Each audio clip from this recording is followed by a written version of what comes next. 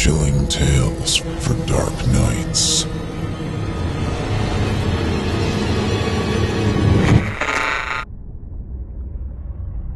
The following performance is a first-round entry in the 2017 Evil Idol voice acting competition. Voting is simple.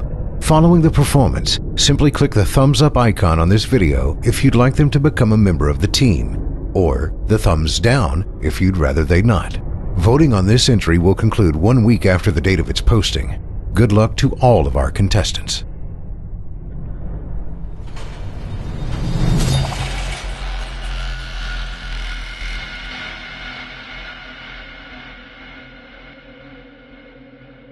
Once upon a midnight dreary, while I pondered weak and weary over many a quaint and curious volume of forgotten lore, while I nodded, nearly napping, someone there came a-tapping, as of someone gently rapping at my chamber door. "'Tis some visitor," I muttered, "tapping at my chamber door. Only this, and nothing more." Distinctly I remember it was a bleak December, and each separate dying ember wrought its ghost upon the floor. Eagerly I wished for the morrow, vainly I had sought to borrow from my books secrest of sorrow of the lost Lenore, for the rare and radiant maiden whom the angels named Lenore, nameless here forevermore. And the silken, sad, uncertain rustling of each purple curtain thrilled me, filled me with fantastic terrors never felt before. And that now, 'tis still the beating of my heart I stood repeating, "'Tis some visitor entreating entrance at my chamber door. Some late visitor entreating entrance at my chamber door. 'Tis this, and nothing more." Presently my soul grew stronger, hesitating then no longer.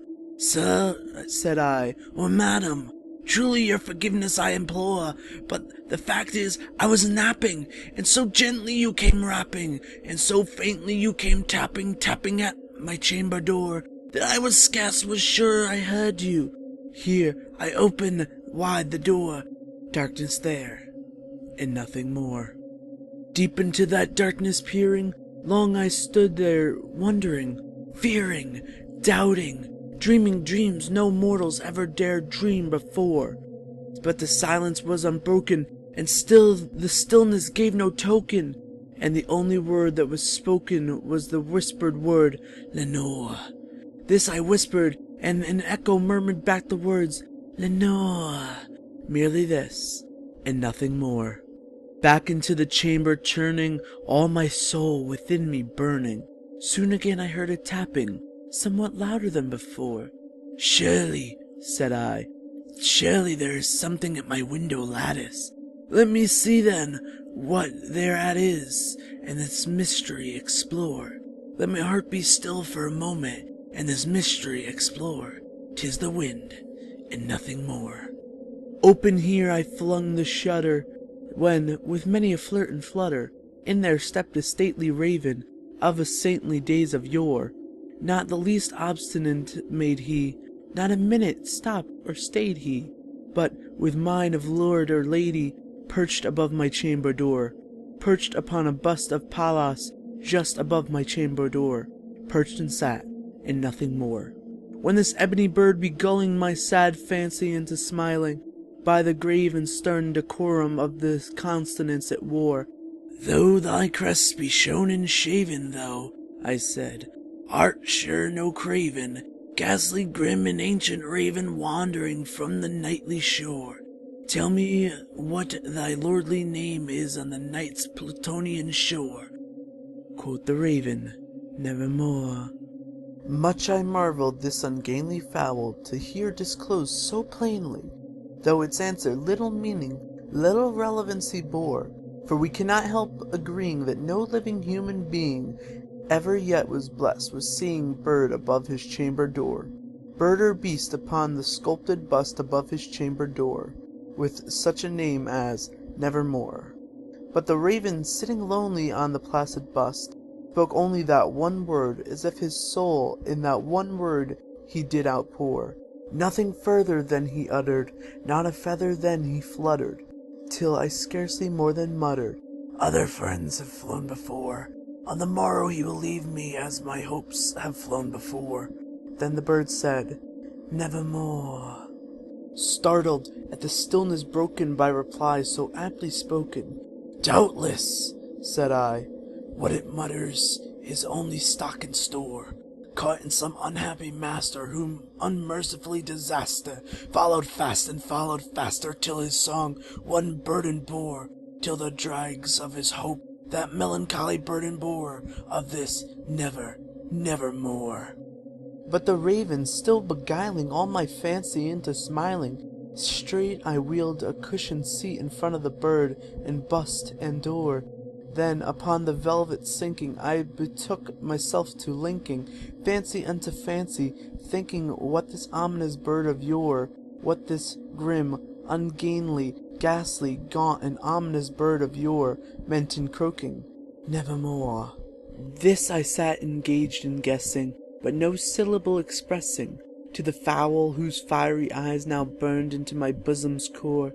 This and more I sat divining, with my head at ease reclining on the cushion's velvet lining that lamp had gloated over, but whose velvet violet lining with the lamplight gloating over she shall press, nevermore. Then, methought, the air grew denser, perfumed from an unseen censer, swung by seraphim whose footfalls tinkered on the tufted floor.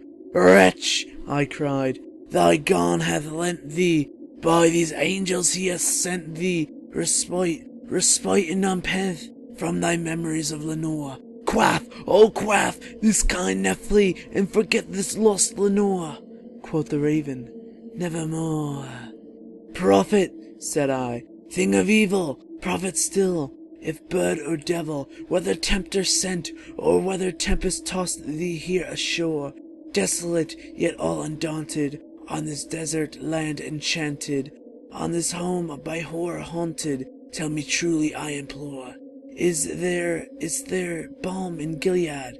Tell me, I implore." Quoth the raven, "Nevermore."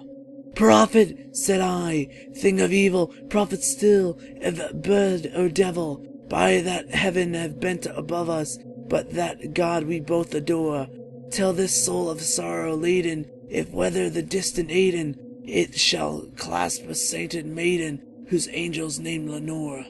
Clasp a rare and radiant maiden, whom the angels name Lenore."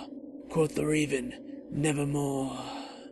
"Be that word our sign in parting, bird or fiend," I shrieked upstarting, "get thee back into the tempest and the night's Plutonian shore. Leave no black bloom as a token of that lie thy soul hath spoken. Leave my loneliness unbroken, quit the bust above my door. Take thy beak from out of my heart, and take thy form from off of my door." Quoth the raven, "Nevermore." And the raven, never flitting, still is sitting on the placid bust of Pallas just above my chamber door. And his eyes have all the seeming of a demon's that is dreaming, and the lamplight over him streaming throws his shadows on the floor, and my soul from out of the shadow that lies floating on the floor shall be lifted nevermore.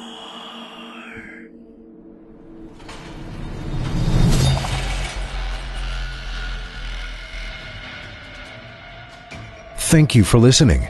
If you haven't already, don't forget to cast your vote for this contestant via either a thumbs up or thumbs down vote. New entries will be posted throughout July. Be sure to tune in and vote for each of them and help decide who becomes the next evil idol. In the meantime, turn off the lights and turn on the dark. Chilling tales for dark nights.